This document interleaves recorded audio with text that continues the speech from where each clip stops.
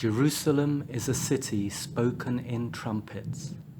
The dust still stutters with the sound. Jerusalem is tough, a city of phlegm, of stone walls and car horns, of army green and orthodox black, kippah and titchel, hat and shawl. Its face is hard, constrained by events, confining a history of emotions below the moment. Speaking 3 languages, it considers its words more carefully than most, rarely smiles, asks my religion, of which I have none, and, considered neither enemy nor friend, am left alone. Jerusalem, Urusalem to the Canaanites, city of Shalem, God of the evening star. In Hebrew, Yerushalayim, the city of peace. In Arabic, Al-Quds, simply the holy. So many names, so much unresolved. Jerusalem has serious issues. I walk around the walls of the old city, the Ottoman walls built by Suleiman the Magnificent, as though laying siege to the idea of this place, passing each of the 7 gates, the New, Damascus, Herod's lions, Dung, Zion, and Jaffa, without ever quite entering. Jerusalem takes time. It took Jesus a week. After circumnavigating the walls, I head towards the Mount of Olives.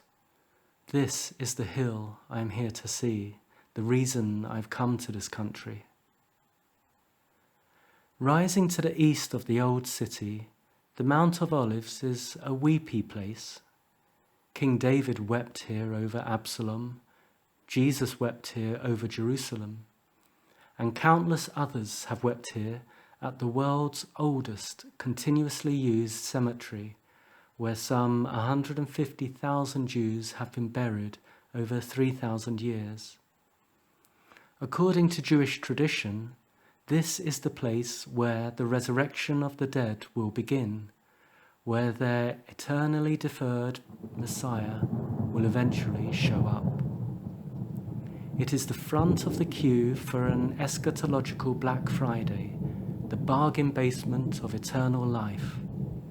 Here, the faithful dead are without manners or shame, scrambling rib and jawbone over each other's remains to be the first in line when their God comes home. Tombstones jostle the rolling ridge. The mountain strains with resentment.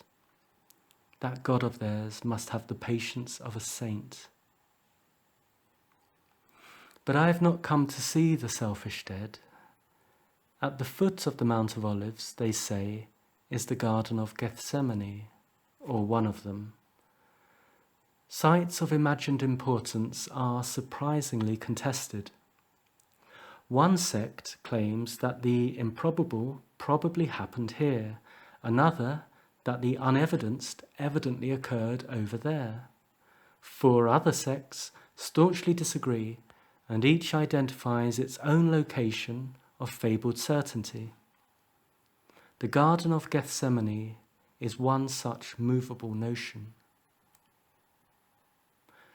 And so it is near time to speak of Peter, not the saint, but the Bishop of Lewes. Gethsemane was significant to Peter, and he made it significant to others. There is a house in the South Downs of England, between Berwick and Wilmington, a bishop's house, a former bishop, where the Garden of Gethsemane was made manifest. I did say the site was a movable notion. On Thursday, every Thursday, if you were there, if you were chosen to be there, if you had no choice but to be there, you prayed in the Garden of Gethsemane with Bishop Peter and with Peter's God. It was always on a Thursday because, so the story goes, Jesus went into the Garden of Gethsemane on a Thursday, the day before his crucifixion, and prayed in agony for another way to be possible. His sweat was as great as drops of blood falling upon the ground. My Father, if it is possible, let this cup pass by me. Nevertheless, let it be as you, not I, would have it. No other way is possible but agony, but suffering, says God, says Peter's God, says Peter. Thy will be done. And so it was on Thursday, every Thursday, in Gethsemane. But today is a Sunday. We are a long way from the damp South Downs of southern England, and it is only the high, blinding Middle Eastern sun that makes us sweat. Gethsemane can wait for another day. So can Bishop Peter.